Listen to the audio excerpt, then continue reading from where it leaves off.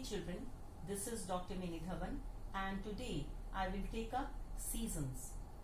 This is taken from CBSE class 9 chapter 4 climate.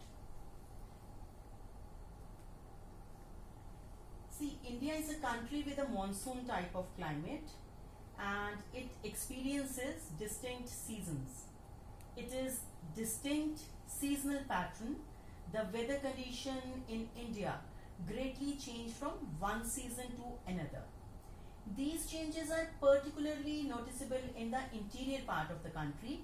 The coastal areas do not experience much variation in temperature. Though there is a variation in rainfall pattern, there are basically 4 seasons identified in India.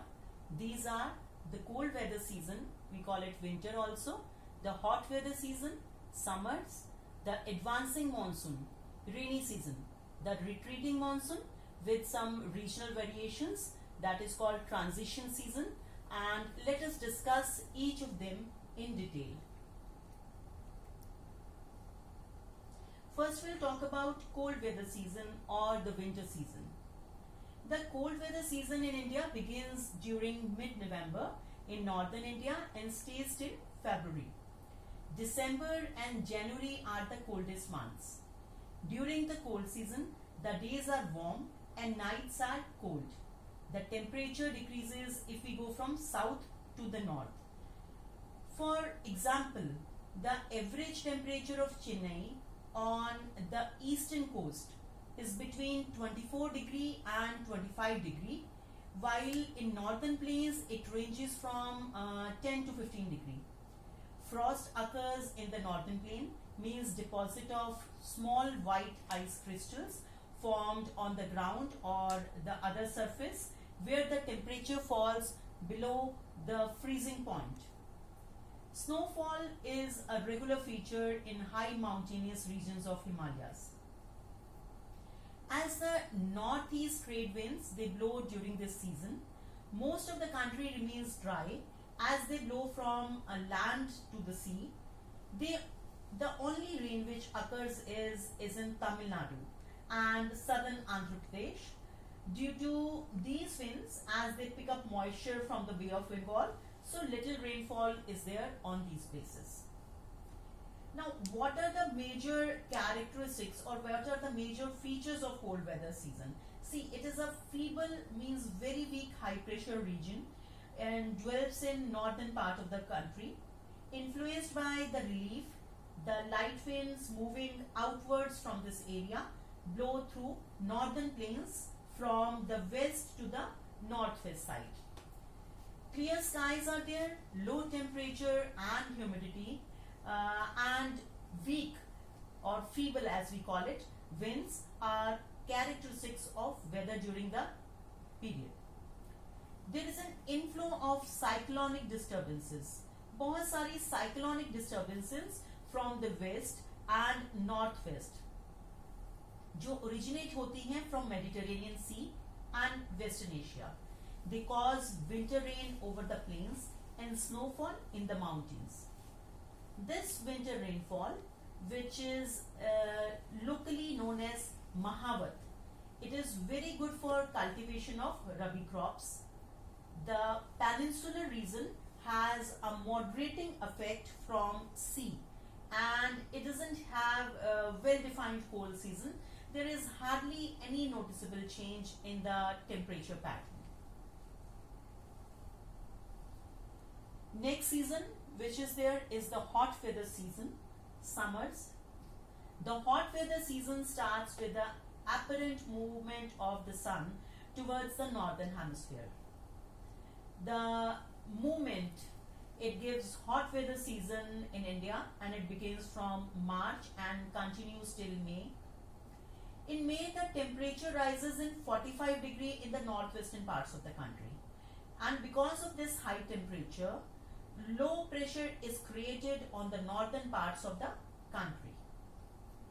One of the striking feature of the hot weather season in India is the blowing of local winds, and they are called Loo.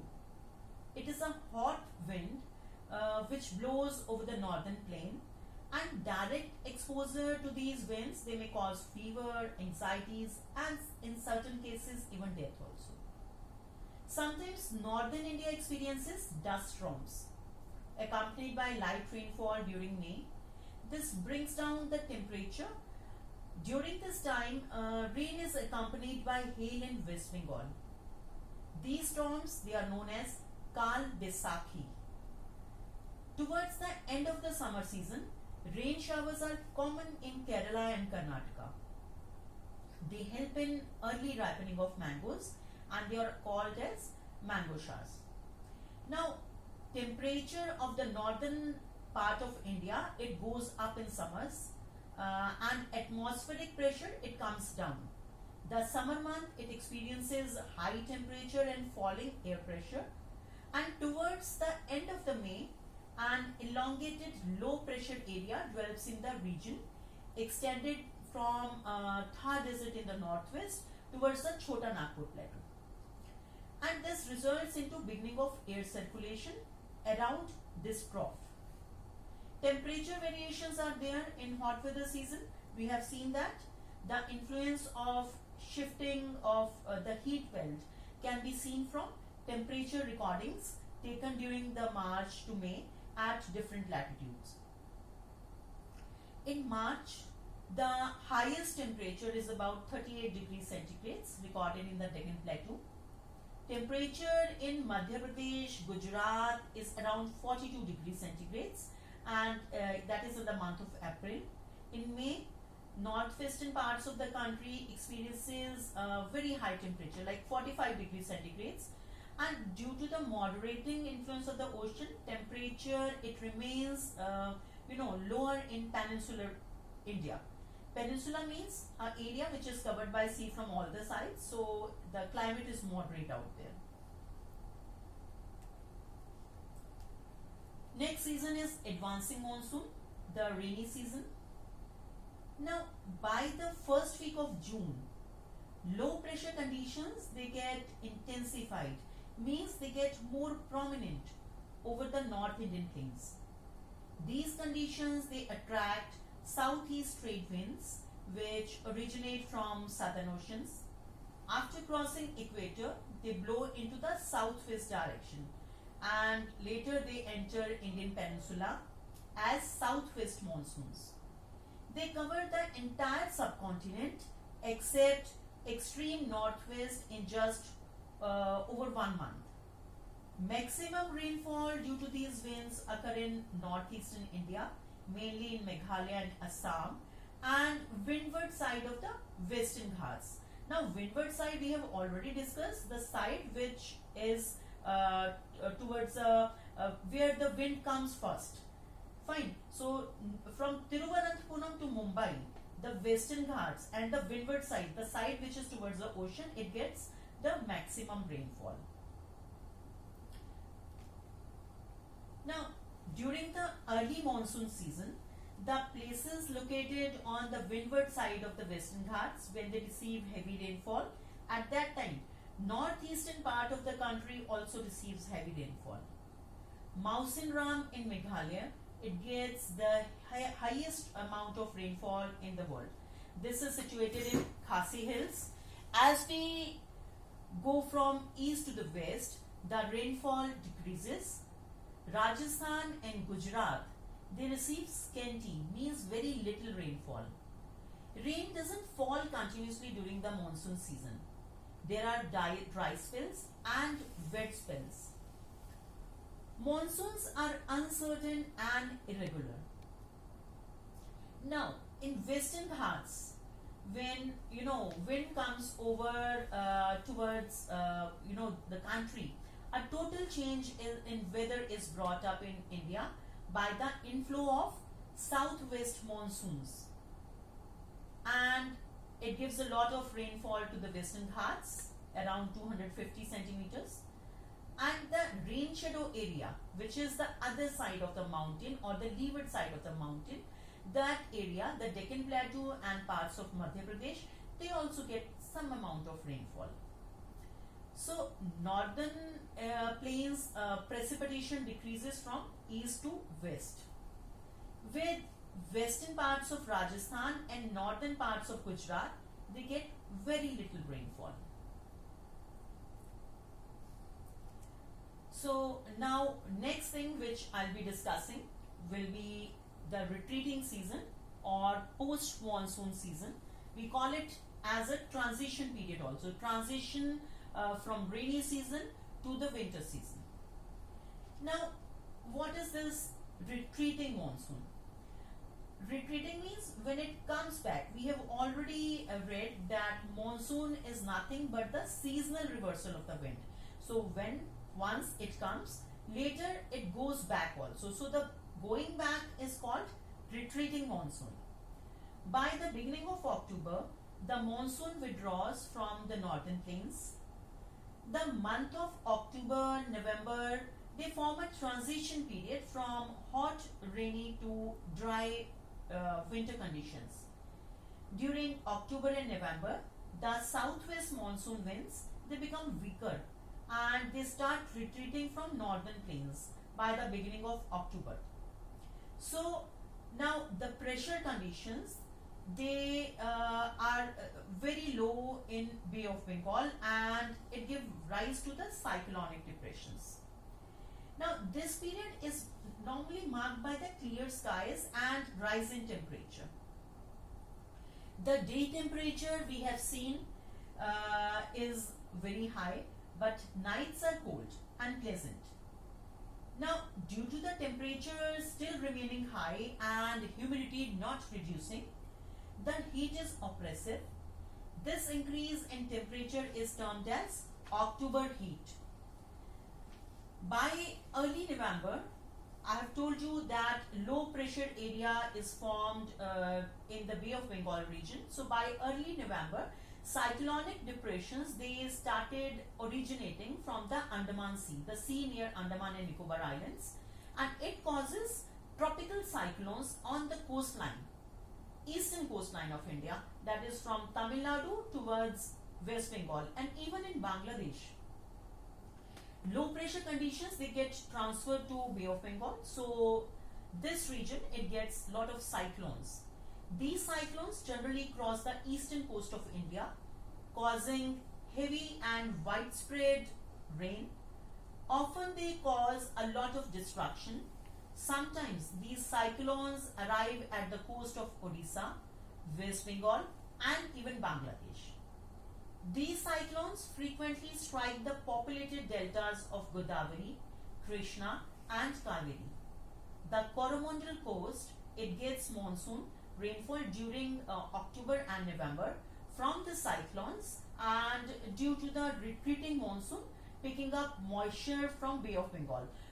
Because we have seen the rain which is coming, the wind which is coming from Bay of Bengal, it is picking a lot of moisture, and of course it is going to rain on the Indian mainland, on the Eastern Ghats. Now if we talk about distribution of rainfall, rainfall is not same for every part of the India. In northeastern side, we know that lot of rainfall is there, around 400 centimeter to 1050 centimeters in Mausin Ram. Cherrapunji, it gets around 400 centimeters of rainfall annually.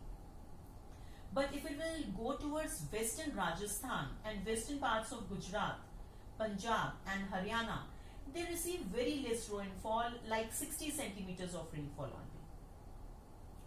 The wind which rise from Arabian Sea, they are full of moisture. These winds, they strike the mountain on the western side, resulting in the heavy rainfall. By the time these winds, they reach Eastern Ghats, they are almost dry, as they already shed their moisture. Hence, the Western Ghats receive more rainfall than the Eastern Ghats. Rainfall is low in the Eastern Ghats, interior parts of Deccan Plateau and Leh region of Ladakh. The other part of the country receives moderate rainfall. So, such a distribution of rainfall causes a great climatic variation. While the eastern parts of the country, almost they get flooded every year, and western part of the country, it experiences drought-like situations. So, the rainfall pattern in India, it is not similar. Now, monsoon, it acts as a unifying bond. Northern India has comparatively higher temperatures than other areas of the world. At a similar latitude, I mean to say that other areas which are situated on similar latitudes, they are having, lesser temperature. So we have a higher temperature, and it is due to Himalayas because they are protecting us from the cold Central Asian winds. The peninsular plateau has moderate temperature due to the influence of sea on three sides.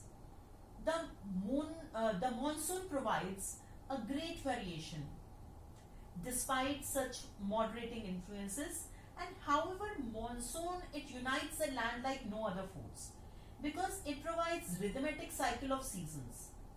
The vegetation, the animal life and agricultural activities, they are all revolving around the effects of monsoon.